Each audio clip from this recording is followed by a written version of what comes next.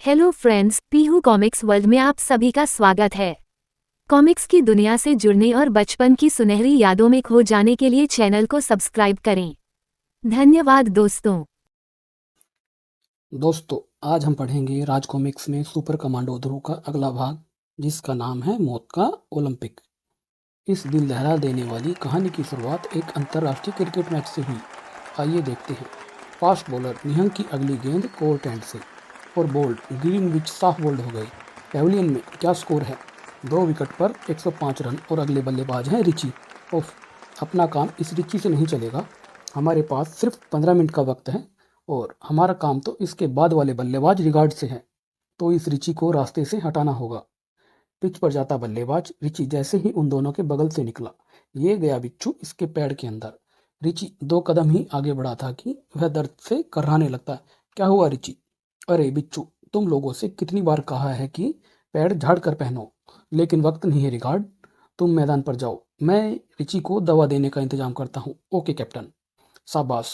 अब प्रार्थना करो कि यह कहीं अगली गेंद पर ही आउट ना हो जाए, वरना ऐसी बात सोचकर भी रूह कांप जाती है मेरी। अगले बैट्समैन है धुरंधर रिकॉर्ड्स, जो बॉलर के सर के ऊपर से छक्का मारने के लिए विख्यात हैं। वे अब सामना करेंगे निहंग के ओवर की तीसरी गेंद का। निहंग आए, उन्होंने एम्पायर को पार किया।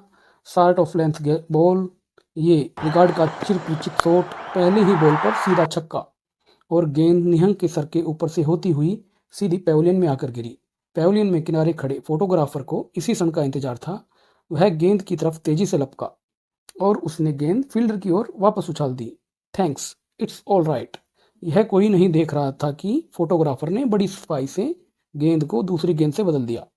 गेंद इस बार निहंग के हाथों में। वे मुड़े दौड़े और एम्पायर किशन को पार किया और रिगार्ड ने इससे ज़्यादा घातक गेंद शायद कभी नहीं खेली थी, क्योंकि गेंद जमीन से टकराते ही एक कर्णभेदी धमाका हुआ और रिगार्ड का पूरा बदन हवा में उड़ता नजर आया।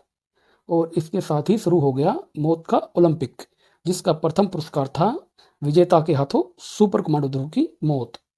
उस दिन ध्रुव भी मैच देखने के लिए दर्शक दीर्घा में मौजूद था। यह क्या, यानी बॉल बदल दी गई थी, पर कैसे? ध्रुव तेजी से मैदान में कूदा। टीम, डॉक्टर और साथी खिलाड़ी भी दौड़ते हुए पिच तक पहुंच चुके थे।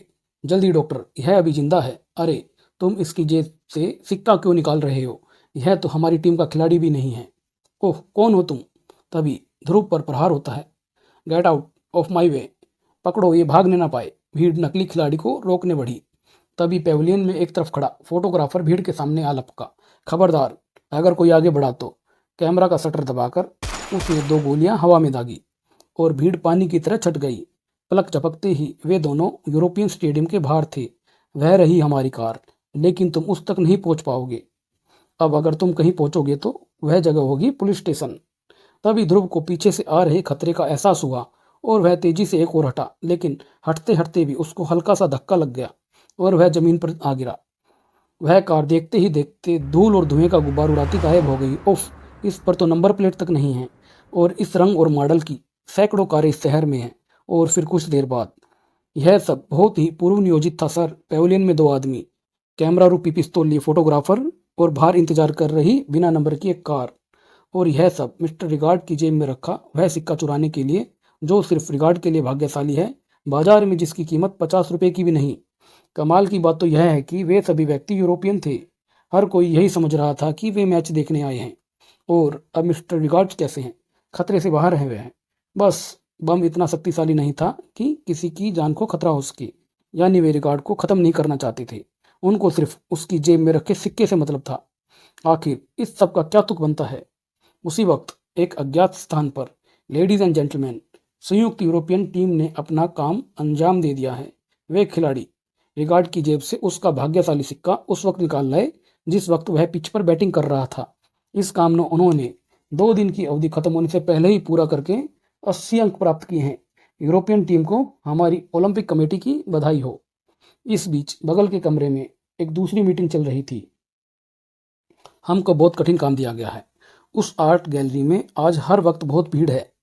ऐसे में वहां से 2 विश्व प्रसिद्ध कलाकृतियों के फ्रेम निकाल कर लाना, और वह भी ऐसे कि कोई देख ना सके, एकदम असंभव।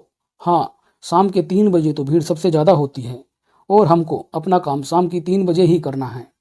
इस सब से हमें कोई मतलब नहीं है। तुम चाहो तो अब भी अपना नाम वापस ले सकते हो। नहीं, हम यह काम करेंगे। मैं यह साबित कर दूंगा कि हम चीनियों के लिए कुछ भी असंभव नहीं है। और पुलिस हेडक्वार्टर में उन यूरोपियन का कोई कहीं पता नहीं लगा। वारदात होते ही मैंने सारे भागने के रास्ते बंद करवा दिए थे, लेकिन वे तो गधे के सर से सींग की तरह गायब हो गए। उधर इंग्लैंड टीम का मैनेजर धमकी दे रहा है कि अगर अपराधियों को तुरंत ना पकड़ा गया तो आगे मैच नहीं होगा। अब मैं करूं भी तो क्या करूं? आप फिक्र मत कीजिए सर, मैं उनको पाताल से भी खोद कर ले आऊंगा। आखिर यह हमारे देश की प्रतिष्ठा का सवाल है। अगले दिन शाम के 2:45 बजे राजनगर की आर्ट गैलरी में हमेशा की तरह दर्शकों से भरी थी। ढलती शाम, उफ, यह तो मगरमच्छ के पेट के अंदर की फोटो लग रही है। जब समझ में नहीं आता तो यहाँ आए क्यों थे आप? यह क्या सड़क या जलेबी की तस्वीर है? क्यों? धीरे बोल मूर्ख, यह जीवन की उलझन है। तभी बाथरूम की तरफ से एक गोली की आवाज ने सबका ध्यान भंग किया।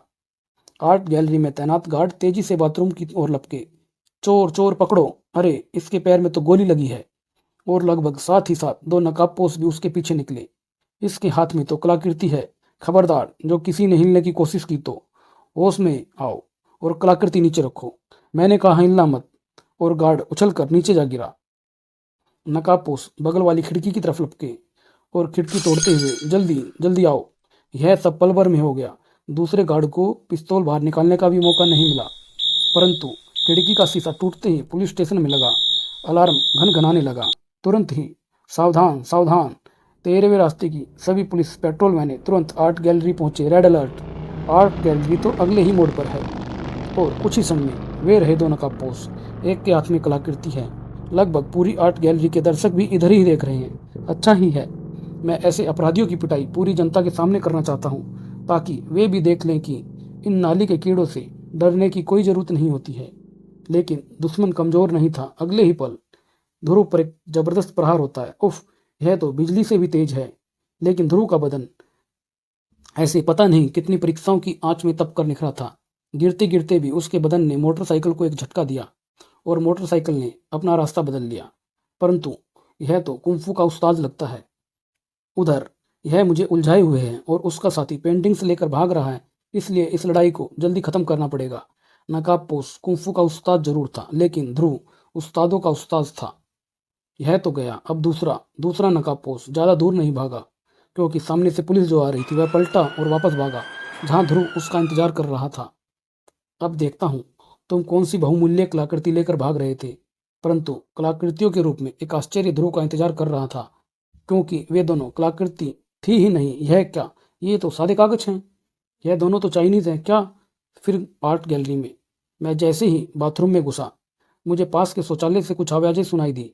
दरवाजा हल्का सा खुला था। मैंने अंदर झांका तो दो नकाबपोश कुछ पेंटिंग्स लेकर जाने की बात कर रहे थे। मैं अगले पल चिल्लाता हुआ बाहर भागा। अभी मैं दरवाजे तक पहुंचा ही था कि तभी एक गोली चली और मुझे अपनी पिंडली में एक अंगारा छूता हुआ लगा। आगे की सारी बात तो आप जानते हैं, लेकिन इन दोनों ने तो हमारे देश की नाक ही काट डाली। छी! कमाल है, एक और बेतुका अपराध, और वह भी विदेशियों के द्वारा। बाद में उन दोनों चाइनीज युवकों का कहना है कि ऐसा उन्होंने एक शर्त जीतने के लिए किया है कि उस आर्ट गैलरी से कोई कुछ लेकर भाग नहीं सकता है। और उनका यह भी कहना है कि गोली उन्होंने नहीं चलाई है। एकदम सफेद झूठ। नहीं ध्रुव, उनका कहना सच है। यह रही उनकी रिवॉल्वर। और हमारे विशेषज्ञ का कहना है कि मिस्टर चौंग के पैर में जो गोली लगी है वह इस रिवॉल्वर से चली ही नहीं है। क्या कह रहे हो सर आप? यानी ना तो आर्ट गैलरी से कोई चीज चोरी हुई है, और यही तो कमाल की बात है, चोरी हुई है, परंतु दो अति बहुमूल्य कलाकृतियों को सिर्फ प्रेमों की। यह तो हद हो गई। यानी किसी ने उन युवकों से चोरी करने की शर्त लगाई, और जब सभी दर्शक खिड़की से भागते नकाबपोशों को देख रहे थे तो उसने भरपूर मौका देखते हुए सिर्फ फ्रेम चुराए, और गोली भी शायद उसी ने चलाई। वाह! अभी कल कुछ यूरोपियों ने एक सिक्का चुराया और आज शायद चाइनीजों ने दो फ्रेम। फिर आपने दो चाइनीज युवकों का क्या किया? कर भी क्या सकते थे? गोली उन्होंने चलाई नहीं, चोरी उन्होंने की नहीं। हमको उन्हें सिर्फ चेतावनी देकर छोड़ना पड़ा। पर मुझे पूरा यकीन है सर कि इन सब का इस घटना से गहरा संबंध है। तभी तो मुझे इजाजत है सर। हाँ मिस्टर चौहान, इस दुर्घटनापूर्ण घटना के लिए मुझे बहुत खेद है। आइए मिस्टर चौहान, मैं आपके लिए कुछ भी तो नहीं कर सकता, पर आपको कम से कम आपके ठिकाने के स्थान तक तो पहुंचा ही सकता हूँ। श्योर माई सन।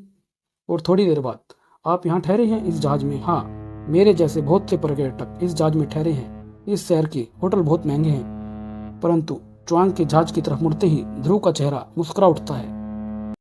उसी रात, यह है वह जहाज क्रीम। तुमको इस पर कड़ी नजर रखनी है और हर उस बात को तुमको नोट करना है जो तुम्हें असामान्य लगे। फिक्र नोट कैप्टन, यह सब कुछ तुम मुझ पर छोड़ दो। अगले दिन कुछ शहर में अजीबो घटनाएं घटती रहती हैं और ध्रुव खामोशी से देखता रहता है। फिर एक दिन, क्या कह रहे हो ध्रुव? मैं ठीक कह रहा हूँ सर। मुझे विश्वास है कि विभिन्न देशों के अपराधी इस शहर में किसी प्रतियोगिता का आयोजन कर रहे हैं और उनका अड्डा है पर्ल हार्बर पर खड़ा जहाज सी किंग। मैंने कमांडो क्रीम को उसकी निगरानी पर लगाया था। उसके अनुसार हर ऐसे अजीबोगरीब अपराध के बाद अपराधियों के हुलिये से मिलते जुलते लोग सी किंग के अंदर गए हैं। पर तुमको सी किंग पर कैसे शक हुआ? क्योंकि मिस्टर च्वांग उसी जहाज में ठहरे हुए हैं और मेरे पास इस बात का पक्का सबूत है कि मिस्टर च्वांग अपराधियों से मिले हुए हैं। कैसा सबूत? सबूत है वह पैंट जो मिस्टर च्वांग दुर्घटना के वक्त पहने हुए थे और जिसे पुलिस ने सबूत के तौर पर अपने पास रखा है। शीघ्र ही, हाँ, यह रही वह पैंट। देखिए सर, अगर मिस्टर च्वांग को दौड़ते वक्त गोली लगी होती तो पैंट का छेद और गोली का बहाव एक ही सीध में होते या जरा सा ऊपर नीचे होते। इतना ज्यादा अंतर यह बताता है कि जिस वक्त गोली लगी उस वक्त पैंट काफी ऊपर उठी हुई थी, लगभग वैसे ही जैसे बैठने के वक्त होती है। तुम्हारा कहना तो सही है, पर तुम इससे साबित क्या करना चाहते हो? सिर्फ यही कि मिस्टर च्वांग ने बड़े आराम से कमोड पर बैठकर अपनी ही रिवॉल्वर से अपने पैर में गोली मारी है। पर क्यों? ताकि अगर कोई दर्शक खिड़की से बाहर भाग रहे नकाबपोशों को देखना आ रहा हो तो मिस्टर च्वांग उसका ध्यान भटा सके और इस दरमियान उनका चौथा साथी पेंटिंग्स फ्रेम निकालकर फरार हो सके। Oh God, you may be right. आओ मेरे साथ। कुछ घंटे बाद पर्ल हार्बर पर खड़े जहाज सी किंग में, मेरे पास इस जहाज की तलाशी का वारंट है कैप्टन। हमें शक है कि आपके जहाज में कुछ ऐसे अपराधी छिपे हैं जिनकी हमें तलाश है। मेरे जहाज में अपराधी?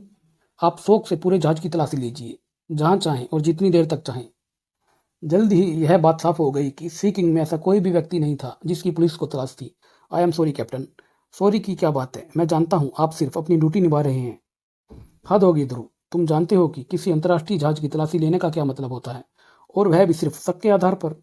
जवाब में ध्रुव सिर्फ खामोश रहा और एसपी जैसे ही हटे, करीम एसपी साहब को चाहे मेरी बात का भरोसा ना हो, मुझे तुम्हारी नज़रों पर पूरा भरोसा है और यकीन भी है। तुम इस जहाज पर नज़र रखना जारी रखो। और इस बीच उसी अज्ञात स्थान पर देवी और सज्जनों, चाइनीज टीम ने पहले पूरे 80 अंक प्राप्त किए क्योंकि वे 3 बजे ठठास भरे आर्ट गैलरी से दोनों फ्रेम ले आए और उनको फ्रेम निकालते हुए किसी ने नहीं देखा। लेकिन उनके 2 आदमी ध्रुव द्वारा पकड़े भी गए, इसलिए पेनल्टी के रूप में 10 अंक कटे गए हैं। बचे 70 अंक। अब अगला दौरा अफ्रीकी टीम का है। यह ध्रुव कौन है? बगल वाले कमरे में अफ्रीकी टीम जोरदार विरोध कर रही थी। यह नाइंसाफी है। हमको विस्फोटक पदार्थ इस्तेमाल करने की अनुमति दी जाए, उससे तो यह काम बिल्कुल आसान हो जाएगा। फिर 80 अंक किस बात के? तुम हमारे लीडर हो कुंटा, तुम ही बताओ कि यह कैसे संभव है। कुंटा बोलता है, शांत शांत रहो। इस दुनिया में कुछ भी असंभव नहीं है, परंतु सिर्फ दिमाग वालों के लिए। पहले मेरे सामने उस इलाके का नक्शा लेकर आओ और फिर मैं तुमको अपना प्लान बताता हूँ। शीघ्र ही। तो यह है वह पुराना किला जिसकी 5 फुट मोटी दीवार हमको कल शाम को तोड़नी है। पर इसके बगल में ये 2 लाइनें किस चीज़ की हैं? यह रेल की पटरी है। बस बन गया काम। लेकिन इस पटरी का इस्तेमाल अब नहीं किया जाता है क्योंकि जो गाड़ी पहले इस पटरी से आती थी अब उनके लिए नई पटरी बना दी गई है। और नई पटरी यह है किले से 1 किलोमीटर दूर। हाँ हाँ, अब यह नई पटरी टूट जाए या बंद हो जाए तो फिर रेलगाड़ी कहाँ से जाएगी? यह पुरानी पटरी से। वाह, मान गए उस्ताद आपको तो। अगले दिन, यह है नई पटरी और वह रहा किला यहाँ से पूरे 1 किलोमीटर दूर। यह स्थान हमारे काम के लिए सर्वोत्तम है। डायनामाइट लगाओ नजूबी, ज़्यादा वक्त नहीं बचा है, सिर्फ 15 मिनट लगेंगे। नजूबी वायदे का पक्का था। हो गया, अब तुम डेटोनेटर का लीवर दबा सकते हो। कुंटा एक मीठी सी हंसी हंसता है और बहुत खुश होता है। लीवर का था तेजी से नीचे दबा और एक के बाद एक 3 धमाके होते हैं। लगभग आधा किलोमीटर की पूरी पटरी बड़े बड़े पत्थरों के नीचे दबकर टीन की पत्तियों की तरह चपटी हो गई थी। मुझको धमाकों की आवाज़ बहुत पसंद है। आओ नजूबी, कम से कम स्टेशन मास्टर को फ़ोन से इस दुर्घटना की सूचना तो दे दें। इस खबर को सेंट्रल स्टेशन तक पहुंचने में ज़्यादा वक्त नहीं लगा। स्टेशन मास्टर, यहाँ से दिल्ली के बीच की पटरी दुर्घटनाग्रस्त हो गई है। शीघ्र ही आदेश दे सर कि क्या किया जाए। कैसे? खैर, मैं तुम्हें सहायता दल तुरंत भेज रहा हूँ। जब तक आप ट्रेनों को पुरानी पटरी से भेजने की व्यवस्था करें, लाइन कल तक ठीक हो जाएगी। अपना पासा सही पड़ा कुंटा। कुंटा का पासा कभी गलत पड़ता ही नहीं है। अब आओ स्टेशन चले। और उसी शाम जब 41 डाउन सागर एक्सप्रेस सेंट्रल स्टेशन से बाहर निकली तब तक सब सामान्य था, लेकिन जैसे ही ट्रेन पुरानी पटरी पर पहुंचे। इंजन के अंदर का दृश्य ही बदल गया। कुंटा के साथियों ने इंजन के ड्राइवर को बाहर जो फेंक दिया था। कुंटा, तुम तैयार हो? तैयार। यस लीडर, मैं आपके आदेश का इंतजार कर रहा हूँ। दूसरी तरफ ध्रुव ने पूरे शहर पर नजर रखने का एक नया इंतजाम किया था। वाह, यहाँ पर ना तो कोई लाल बत्ती और ना ही ट्रैफिक की भीड़ भाड़। यह क्या है? उफ, यह पुरानी पटरी पर यह पहली ट्रेन दिल्ली के लिए जा रही है। 4 डाउन सागर एक्सप्रेस। इसमें इंजन की भी नई तरह का लगा है, जिसे आगे और पीछे दोनों तरफ से चलाया जा सकता। और अरे अरे, ये दो लोग तो पटरी की फिश प्लेटें हटा रहे हैं और ट्रेन यहाँ 10 मिनट में पहुंचने वाली है। इनको पकड़ने का वक्त नहीं है। पहले ट्रेन के निर्दोष यात्रियों को बचाना जरूरी है। अगले ही पल हेलीकॉप्टर तेजी से वापस घूमा और ट्रेन की तरफ बढ़ चला है। यह रही ट्रेन। अब अरे, यह क्या? यह तो ट्रेन का ड्राइवर है। और चलती ट्रेन कहाँ जा रही है? यानी कुछ गड़बड़ है।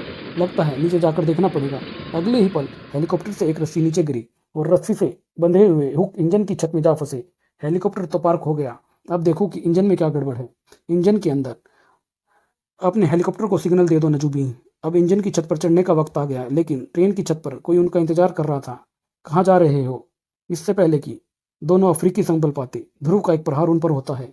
दोनों ने बड़ी मुश्किल से अपने आप को नीचे गिरने से बचाया। कुंटा, हमारा हेलीकॉप्टर आ गया है। ध्रुव का ध्यान क्षण भर के लिए बटा और इस बार नीचे गिरने की ध्रुव की बारी थी। कुंटा तेजी से आगे लपका। यह गया इसका हेलीकॉप्टर। हवा में लटकता हुआ ऐसा है। ध्रुव चुपचाप सब देखता रहा और उसका हेलीकॉप्टर चट्टानों से टकराकर नष्ट हो गया। उफ, ये दोनों तो भाग रहे हैं। मैं इनको रोक तो नहीं सकता, पर कम से कम एक प्रेजेंट तो दे ही सकता हूँ। ध्रुव का हाथ घूमा और कुंटा की पीठ में एक कीड़ानुमा माइक्रोफोन या ट्रांसमीटर आकर चिपक गया।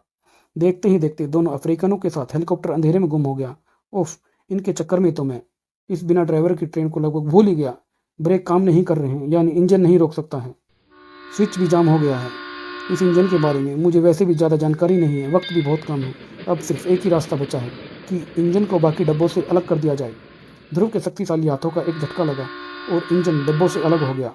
डब्बों की गति धीरे धीरे कम होने लगी और इंजन की गति तेज। वहाँ से थोड़ी दूर पर पटरियों में लोहे का तार कसकर बांधा है ना। बुलडोजर स्टार्ट करो, ट्रेन आ रही है। बुलडोजर का शक्तिशाली इंजन स्टार्ट हुआ और पटरियों का रुख किले की दीवार की तरफ मुड़ गया। आओ, दोबारा भागो, इंजन आ रहा है। 100 की गति से भागता हुआ रेल इंजन तेजी से मुड़ी पटरियों की ओर बढ़ा और किले की 5 फुट मोटी दीवार एक कर्णभेदी धमाके के साथ ढह गई। फिर बाद में अफ्रीकन टीम ने आज एक बहुत मुश्किल काम पूरा करके अपने लिए पूरे 80 अंक अर्जित किए हैं और साथ में 10 अंक बोनस के भी।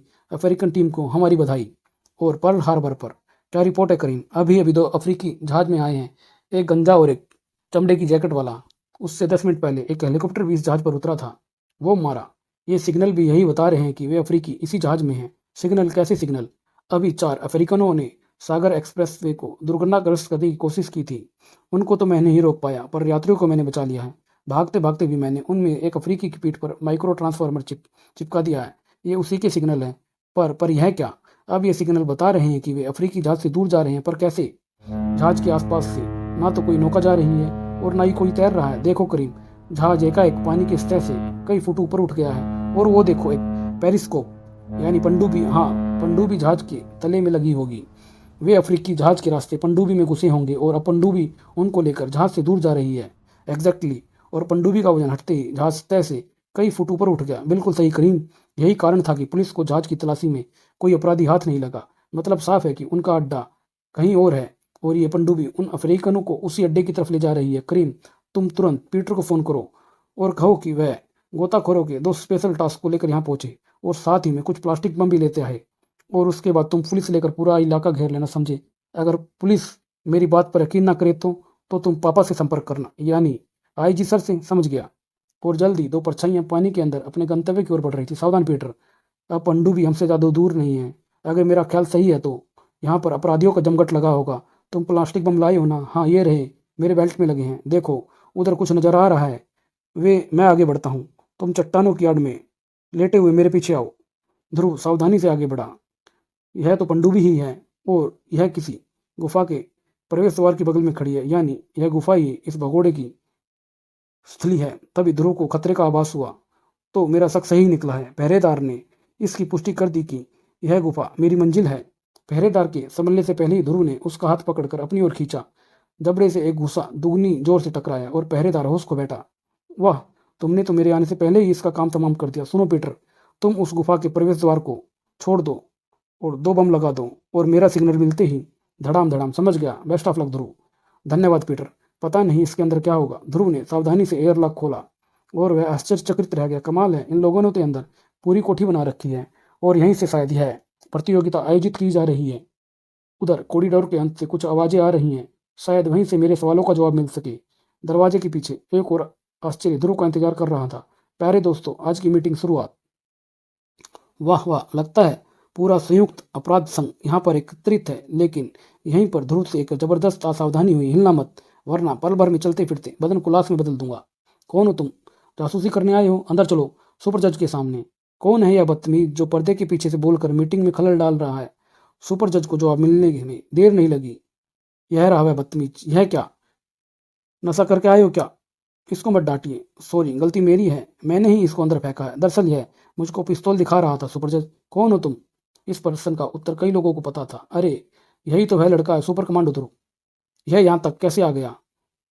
इसे हम बहुत परेशान किया है इसने हमें। सुपर जज, इसलिए इसको हमारे हाथों सौंप दिया जाए। नहीं नहीं, इसे तो हमें अपना हिसाब चुकाना है। इसने मुझे लात मारी थी, इसकी गर्दन तो सिर्फ कुंडा ही मरोड़ेगा। खामोश। पहले हम अपने बिन बुलाए मेहमान से कुशल सेम तो पूछ ले। तो तुम हो बेटा सुपर कमांडो ध्रुव। तुमने ही अब तक हमारे हर काम में टांग अड़ाई है। टांग तो तुमने हमारे देश के कामों में दखल देकर अड़ाई है। मैं यहाँ पर तुम लोगों को सिर्फ यह बताने आया हूँ कि यह सारा इलाका पुलिस ने घेर रखा है। तुम लोगों की भलाई इसी में है कि अपने आप को चुपचाप कानून के हवाले कर दो। किसी भी प्रतिरोध का परिणाम सिर्फ खून खराबा होगा। वाह वाह, यह तो बिल्कुल जेम्स बॉन्ड की तरह बोलता है। मौत के सामने खड़ा होकर भी उपदेश झाड़ रहा है। इस लड़के से मैं बहुत प्रभावित हुआ हूँ।